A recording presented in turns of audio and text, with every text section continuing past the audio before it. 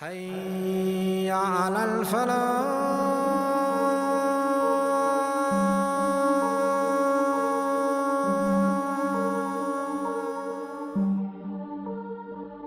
Something is distracting you all, trying to do things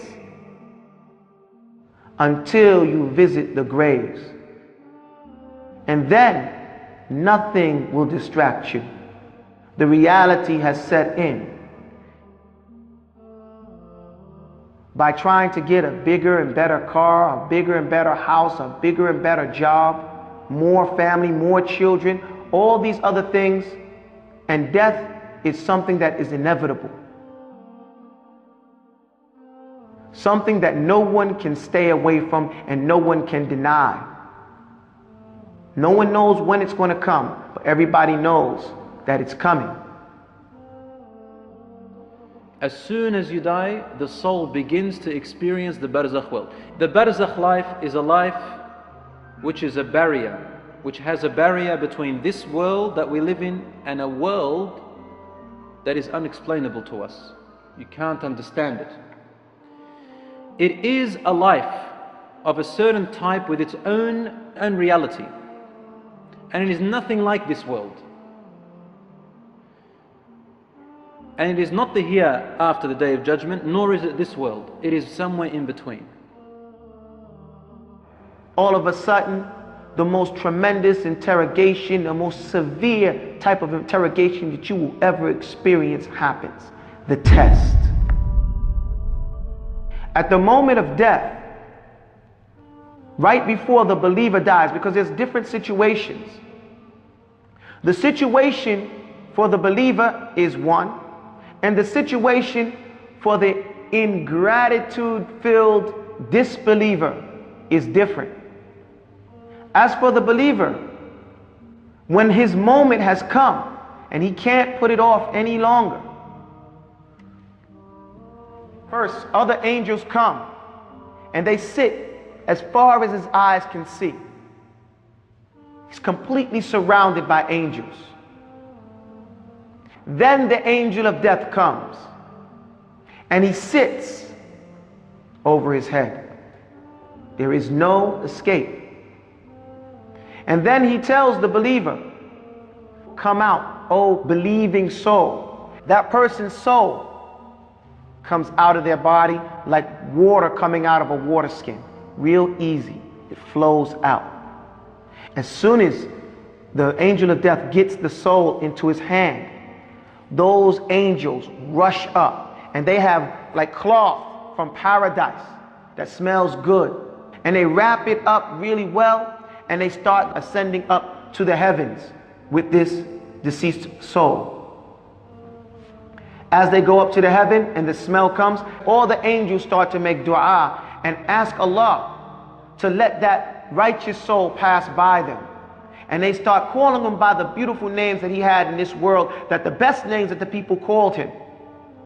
And they ask, "Who is that beautiful soul you have there?" "He is so-and-so, the son of so-and-so, the son of so-and-so."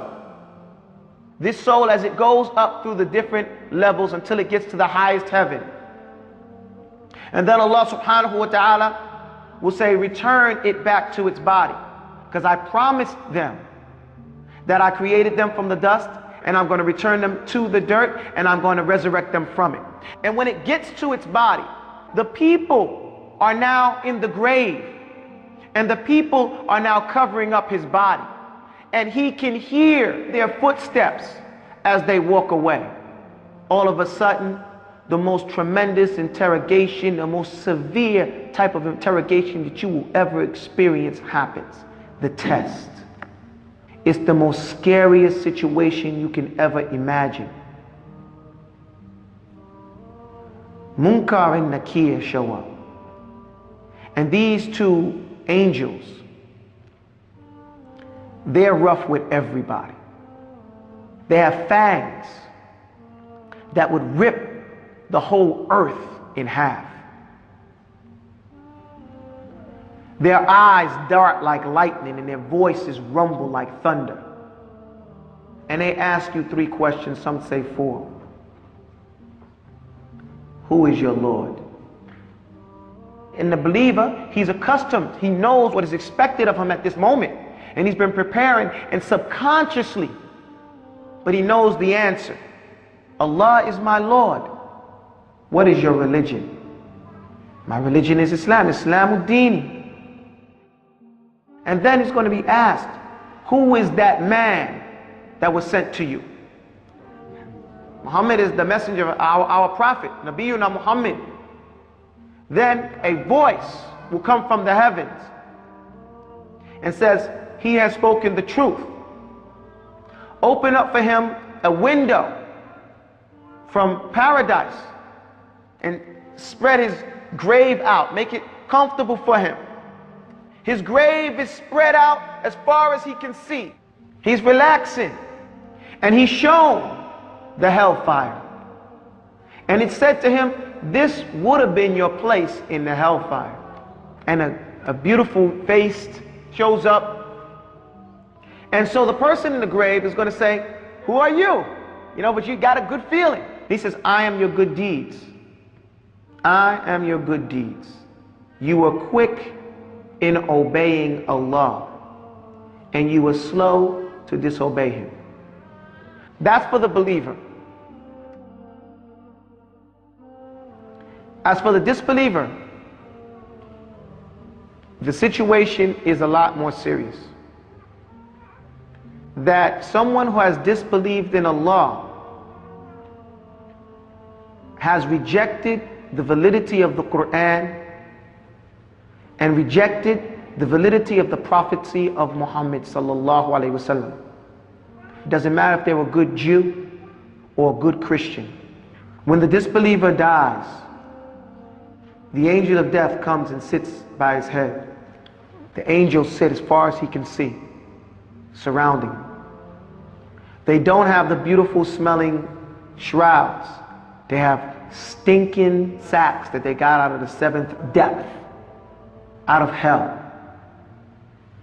And so, because of their attachment to this world, they do not want to leave. The soul runs around in the body, clinging on to the bones and holding on to the arteries and the veins, trying to hold on to the little bit of life that it thinks it has left. So much so that the angel of death has to put his hands on you. And it's a very painful thing. And as the soul is pulled out, as soon as it's ripped out of that body, those other angels, they rush it and they stick it into the sack and they wrap it up. And all the angels in the heavens cry out to Allah, oh Allah, don't let that stinking nasty soul pass by us. And they say, who is that? Who is that nasty foul soul? And he is so-and-so, the son of so-and-so, the son of so-and-so. The angels start cursing him and calling him by the worst despicable names he's ever been called in this world. When he goes up to the paradise and he gets to the lowest heaven and he asks to come in, angels refuse. They do not give him entrance into even the lowest heaven. And then Allah calls out telling them, return it to the earth, because I promised them that I created them from the dust and I'm going to return them to the dirt and I'm going to resurrect them from it. But this time it's not taken back to its body. It's thrown. They want to get rid of it. The angels throw it back down to the earth and it slams into its body. When it slams into its body, it hears the footsteps of its people walking away from the grave. And next thing you know, Munkar and Nakir are there again. And they sit him up in a rough manner. And they yell at him and tell him, who is your Lord? And he's, I don't know. And he's lying. Then he says, what is your religion? He said, He just got ripped out of his body. He just got taken up to the heavens. He doesn't even know what was going on. And his stinking sack slammed into the earth, back into his body. And now these strange creatures that he never imagined before. Voices like thunder, eyes like lightning, fangs that can tear the earth in half. You be saying it too. if you weren't prepared. He's going to be asked, what do you say about that man? Who is that man that came to you? And he's going to say, I don't know. And then you're going to hear from the sky, he's a liar, she's a liar. And then the angel's going to say, what do you say about Muhammad? And he's going to say, I heard some people saying some stuff, so I said it too. And then they're going to beat him. They're going to beat this person up.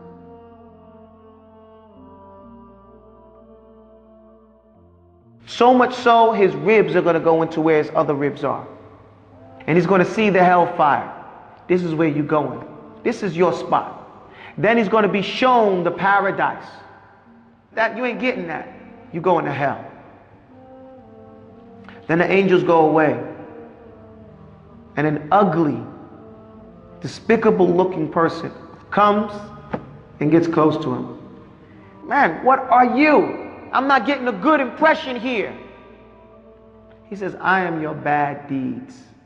I am your evil deeds to keep you company. And then other torments of the grave begin. The Prophet ﷺ's journey. The narrator says, every time the Prophet ﷺ would meet us in the masjid or see us in a gathering, he would ask, who has seen a dream today? One day, the Prophet ﷺ, he himself saw a dream. And when the Prophet sees a dream, it's absolutely true. And he said, last night, someone came to me in my dreams, meaning angels. And they took me into the skies, into the life of the Barzakh, into another world of the dead. He said, we reached a place. I saw before me a man who was lying down on the floor. And there was another man, a big man holding a huge stone. He would come up to this man lying on the floor and he'd throw the stone onto his head. And it'd crush his head. And the stone would roll away. The man would go to pick up the stone, and by the time he comes back to the person on the ground, his head has been restored. And he'd crush it again. And he'd keep doing that over and over. So I asked them, who is this man on the floor, and why is that other man doing this to him? They said to me, move on, move on. He said, then we moved on. Then we passed by a man who had a brass hook in the front of his hands. And he would place the hook on the front of his face from his mouth, and he would rip his mouth and eyes and half of the face to his ear. Then he would come to the other side of his face and rip his other side of his face to the other ear. When he'd go to the other side, the first side is restored. Then he'd do the same to the restored side, and then the other side is restored, and then he'd do it again. And he'd keep on doing that over and over again. The Prophet ﷺ asked, who is this person and why is that other man doing this to him? They said, move on, move on. He said, I reached a man who was swimming in a lake which looked like blood. And there was another man on the edge, he had stones in his hands. The man would swim to the other man would put stones into his mouth and he would have to swallow them and carry them across. And he would bring them out on the other side and he would come back, swim back, take another stone, put it on the other side and continuously do that. He said, why is this man doing this and who is the other man? He said, move on, move on. He said, we reached a place. He said, I saw men and women who were naked inside of an oven and it has fire underneath it. And the fire would burn from underneath and burn them and they would all scream. And the fire would come back. Then it would burn them and they'd all scream and come back. He said, who are these people and why is this happening to them? They said, move on, move on. He said, I reached and saw a man so tall that I could look up and I could barely see his face. But he was beautiful. He had a white beard. And around him were children. Lots and lots of children. In a beautiful garden. He said, who is this and who are these children? They said, move on, move on. And I saw a group of people. One side of their body, of their face, was the most handsomest and beautiful that I've ever seen. And the other side of their face and body was the most gruesome and ugliest I've ever seen. Then they'd walk to a river and they'd bathe in it, and then the side that was ugly was restored to be as beautiful as the other side. And so they were completely beautiful as I've ever seen. I asked, who are these people and why is this happening to them? The angel said, move on, move on. He said, I came to a man, this big man, and his face was the most hideous and ugliest I have ever laid eyes on. And he didn't smile. I asked, who is this person? And they said, move on, move on. Finally, as the dream was almost over, I turned to my companions and I said, this night I have seen many strange things. Can you explain them to me? And they told him, the first person that was having a man crushing his head, he said, that was a man who used to deliberately sleep past his prayers. His head is too heavy to get up for his prayers. And so he is being punished like this until the Day of Judgment. The second person, who were having hooks ripping their sides of their faces to their ears, said, these are the people who used to spread lies about other people without making sure if it's true, and they carry it about the other people, ruining their lives and their reputations. This is punishment till the Day of Judgment. The third person, who was swimming and having these stones, he said, he is the person who consumes interest, riba, usury. So they are being punished this way until the Day of Judgment. What's going to happen is going to be worse. He said, the people that were in that big huge oven underneath and screaming from the heat were the adulterers and adulteresses of this ummah. As for the people who had one side beautiful and the other side ugly, and they would wash from the river and they would be restored, he said, these are the people whose good deeds weren't enough to make them enter Jannah. So they are burnt for their bad deeds, and then they are saved from the fire, and they will cleanse themselves from this river in Jannah, and they'll be restored. As for the tall man that you saw with children around him, that is Prophet Ibrahim alayhi salam. And those children are the children of believers and non-believers who died before the age of maturity. As for the man who you saw was hideous and didn't smile, then this is Malik, the angel guardian of hellfire. He has never smiled since the day the hellfire was created by Allah subhanahu wa ta'ala. But these are examples of the things that are happening or will happen in the life of the Barzakh.